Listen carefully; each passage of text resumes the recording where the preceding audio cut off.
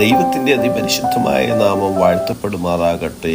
ഇന്നത്തെ ബൈബിൾ വായനാ ഭാഗം 2 കൊരിന്ത്യർ 12:9. അവൻ എന്നോട് എൻ്റെ കൃപ നിനക്കു മതി, എൻ്റെ ശക്തി ബലഹീനതയിൽ തികഞ്ഞു വരുന്നു എന്ന് പറഞ്ഞു.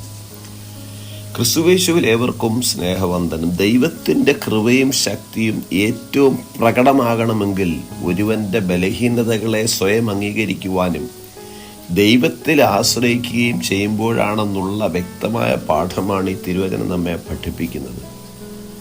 ഈ അധ്യായത്തിൽ പൗലോസിന്റെ ജഡത്തിലെ ശൂലത്തെക്കുറിച്ചാണ് പറഞ്ഞിരിക്കുന്നത്. വെളിപ്പാടുകളുടെ ആധിക്യത്താൽ താൻ അതിയായി നിഗളിച്ചു പോകാതിരിക്കുവാൻ തനിക്ക് ജഡത്തിലൊരു ശൂലം തന്നിരിക്കുന്നു എന്ന് പൗലോസ് തന്നെ ഇവിടെ പ്രസ്താവിച്ചിരിക്കുന്നു. ആ ശൂലം തന്നെ വിട്ടുപോകേണ്ടതിന് താൻ 3 പ്രാവശ്യം കർത്താവിനോട് അപേക്ഷിച്ചു. എങ്കിലും കർത്താവ് പൗലോസിനോട് പറഞ്ഞത് എൻ്റെ കൃപ നിനക്ക് മതി എന്നാണ്. താൻ അനുഭവിക്കുന്ന കഷ്ടത നീക്കുക എന്നുള്ളതല്ല, മറിച്ച് കർത്താവിൻ്റെ കൃപ മതി എന്ന് പൗലോസിന് ഉറപ്പ് നൽകുന്നു. പ്രതികൂല സാഹചര്യങ്ങളെയും പരീക്ഷണങ്ങളെയും സഹിക്കുവാനും നമ്മുടെ ബലഹീനതകളെ മറികടക്കുവാൻ ആവശ്യമുള്ളതെല്ലാം കർത്താവ് നൽകുന്നു. അതായത് കർത്താവിൻ്റെ കൃപ നമുക്ക് മതിയായതും പൂർണ്ണവുമാണ്.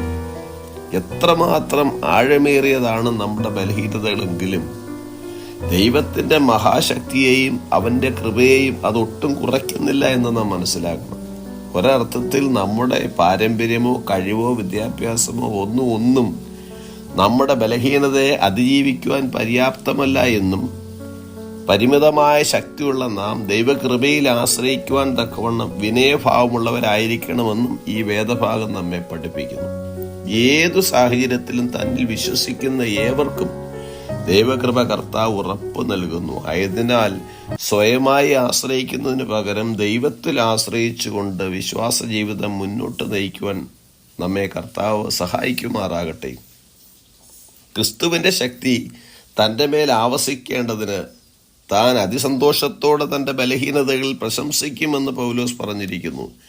പ്രിയ സഹോദര സഹോദരി, ബലഹീനതകളിൽ നാം തളരുന്നവരാണോ?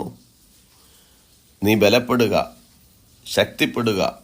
കർത്താവ് പറയുന്നു, എൻ്റെ കൃപ നിനക്ക് മതി, എൻ്റെ ശക്തി ബലഹീനതയിൽ തികഞ്ഞു വരുന്നു.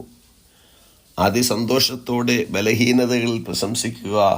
കർത്താവ് കൂടെയുണ്ട്. ഈ വചനങ്ങളാൽ ദൈവം നമ്മെ ഇവരെയും അനുഗ്രഹിക്കുമാറാകട്ടെ. God bless us all.